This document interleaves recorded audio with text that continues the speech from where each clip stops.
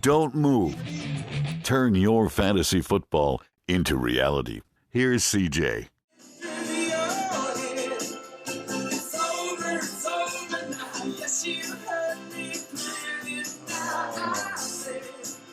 We get rid of that. Okay. Yeah, it's over. The weekend. Oh, thank you. It's over. I am so happy that the weekend is over because those are 64 hours of football I'm never going to get back. Yes, I watched almost all the games, almost every play. I got to admit, though, I went to some condensed versions because by the end of the weekend, I was thinking to myself, I tell myself this every year. It's written on my calendar. Don't watch the first week. Just watch the highlights. The second week of the preseason, that's when you'll find out a little bit more about what's going on. So it's my own fault, but it is over. And on this show here, this is part one. It'll be two parts.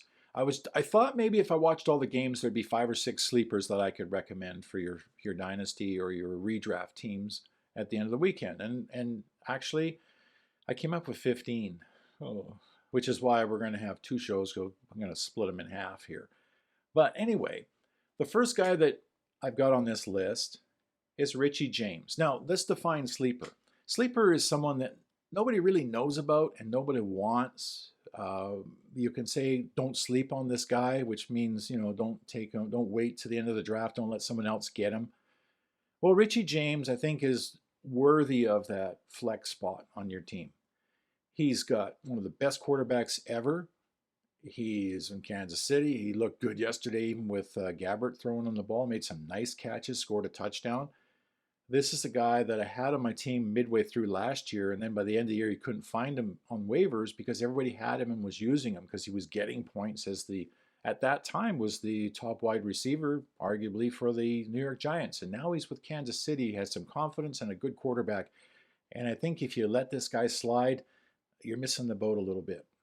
I think Richie James is worthy of a flex spot on your team. Certainly, he's worth a bench in any kind of league, any kind of format, because in those bye weeks, I think he's the kind of guy that's going to get you your floor of your 10 or 12 points in fantasy football. That's what we're all looking for, right?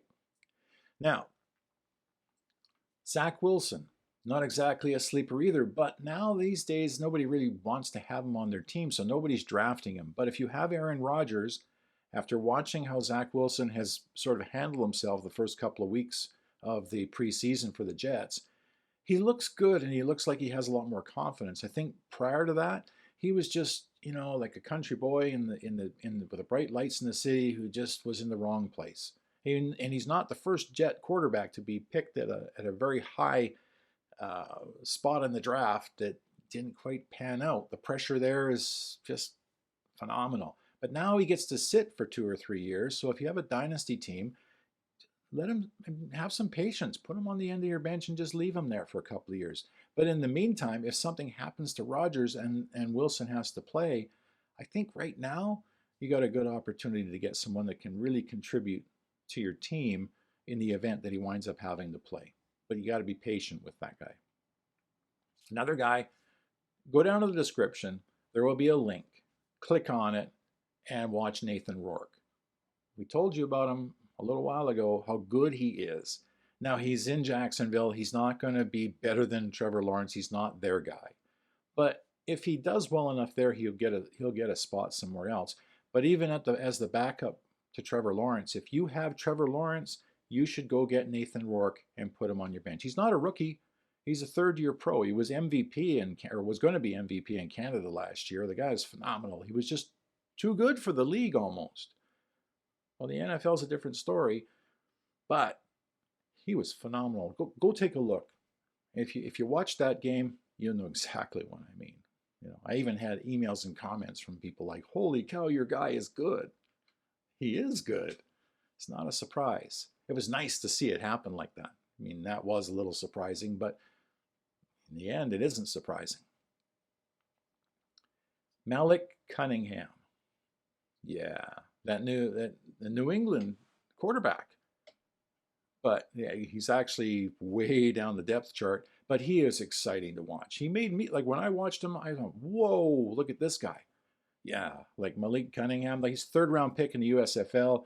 He's the perfect guy to play probably in the USFL or in Canada. But and he was exciting. He can run the ball. He could probably be a gadget guy. I'm not sure what Bill Belichick thinks about gadget players, but if he's looking for a gadget guy, there's Malik Cunningham. If not, his starting quarterback, I don't know. Zappi played great. Mac Jones is a good quarterback, so he's got his work cut out for him. But holy cow, an undrafted free agent to play like that and run around like that, I like it. I'm rooting for him. Wind up somewhere anyway. I'm taking some chances on some of these guys, you know. And the other guy that we're going to talk about today is Juwan Johnson. He's been with the New Orleans Saints since 2020. He's right in that 3 to 5 years of experience group. He is the number one tight end there, bar none. He is big. He can catch the ball. He knows where the end zone is. He led the team in touchdowns last year. And with better quarterback play this year, I think the world is his. He's the next guy. You know what I mean? Like he may not be the Kelsey, but he in that top 5, top 6, 7, he's right there and has the opportunity to be in that solid group. So don't sleep on Juwan Johnson if you are, but especially in tight end premium leagues, that's the guy to have.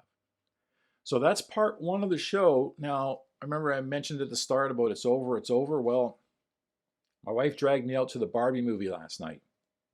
Yeah, I've never slept that. I slept through the whole thing, and she didn't notice I didn't snore. Oh, when we left the movie theater, she says, "Did you enjoy the movie?" I said, "I had a very enjoyable night." She grabbed my arm. We walked to the car, and this morning, that might be her, this morning, I got bacon for breakfast. So make your other half happy. If you get invited to the Barbie show, bring a pillow. I give it a 5. Comfortable seats. Anyway, I'm CJ. This is the Dirty Landry Report. Thanks for watching, and I'll see you for part 2 of our sleeper special.